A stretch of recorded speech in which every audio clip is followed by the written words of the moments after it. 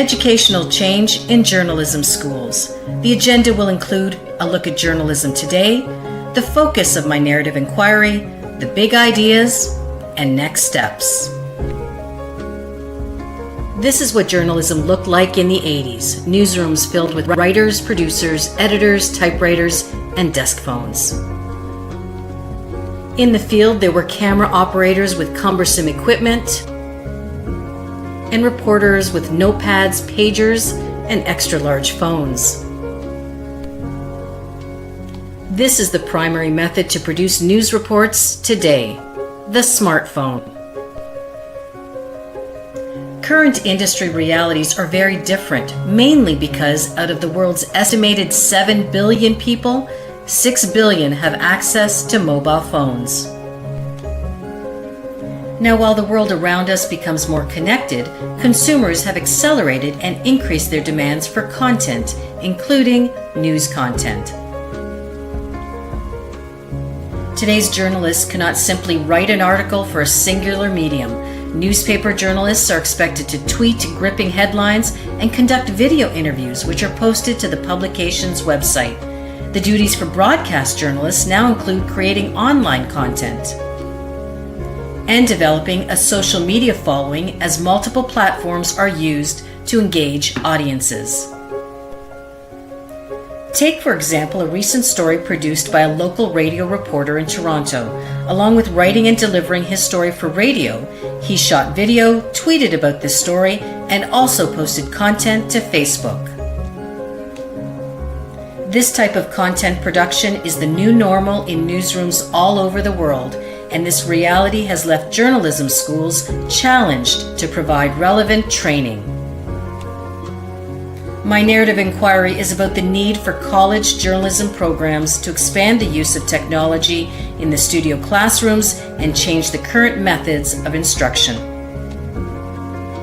At the School of Media where I teach journalism, the focus is still on traditional news production.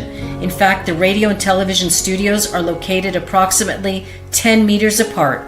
But while these student learning spaces are relatively close in proximity, the lessons that take place inside those rooms are anything but collaborative. The television studio space consists of multiple desktop workstations where students have access to the internet to assist only in writing and researching their television news story assignments.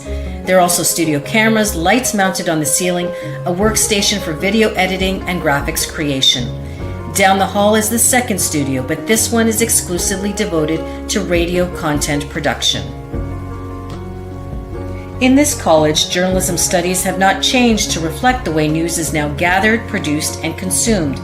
As a working journalist as well as an instructor in this program, the gap between the employability skills journalism students require and the training that they are currently receiving in the studio classroom can no longer be ignored. Beyond the basic principles of journalism, which include accuracy, impartiality, independence, and fairness, the schools must train students in how mobile technologies can better prepare them to meet the changing face of reporting. It is time that our pedagogy reflect the industry changes. According to recent listings for employment opportunities in media, the demand is to produce content on multiple platforms. Confidence and expertise in navigating Twitter, Instagram, and Facebook, and other social media networking sites to research stories and connect with sources are prerequisite digital skills employers expect. Digital literacy is defined as the ability to find, evaluate, share, and create content using the internet. To help students master these skills and transition from theory to practice in the modern-day newsroom, teachers themselves must be knowledgeable in digital literacy and technology. Teacher engagement and continuous learning is vital, especially when technology is always changing. But overcoming the reluctance or barriers teachers face must be addressed before they can embrace technology and include it in their practice. And without providing professional learning to teachers of journalism, their practice will not change and students will be left at a disadvantage.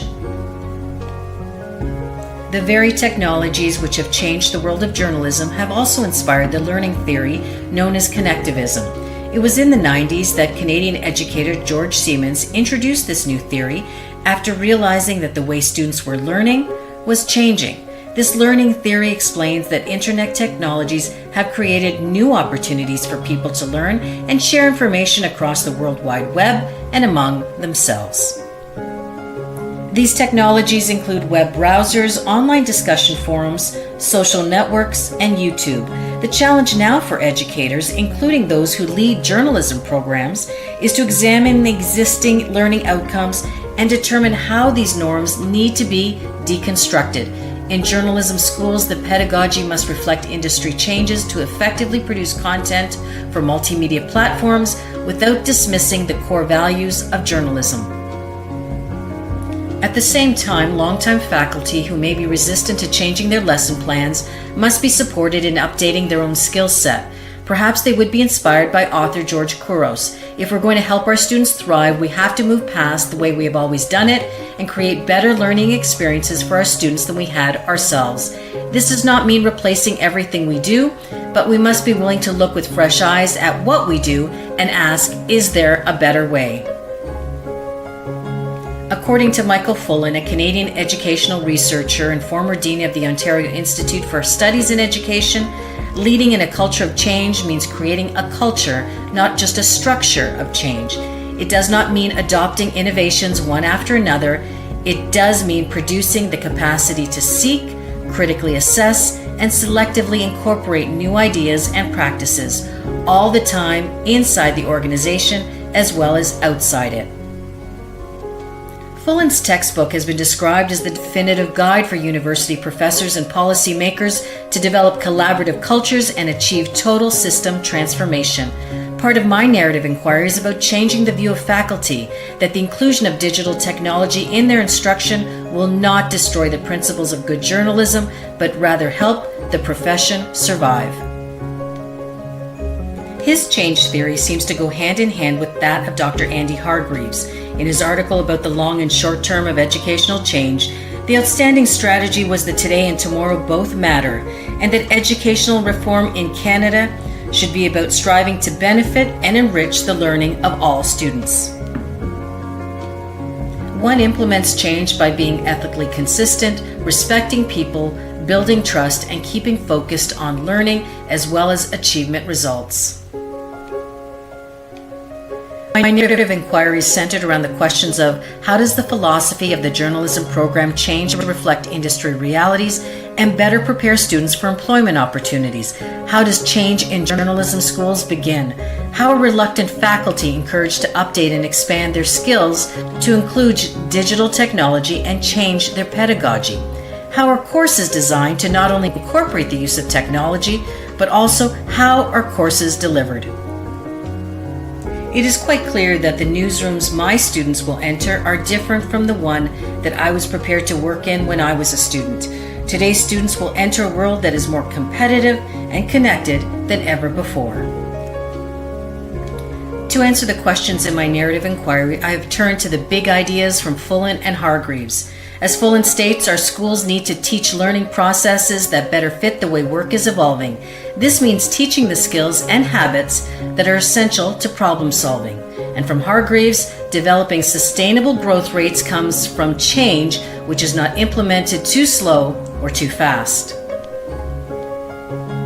The Ontario Leadership Framework suggests that same philosophy, that building trust and positive relationship with all stakeholders is key to setting direction and school reform.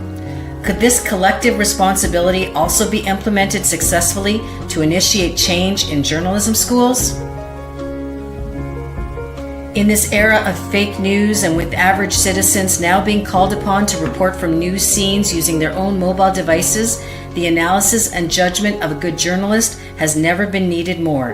Despite the changing platforms, the journalistic foundations of good writing, accuracy, and powerful storytelling are still prerequisites. So where do we go from here?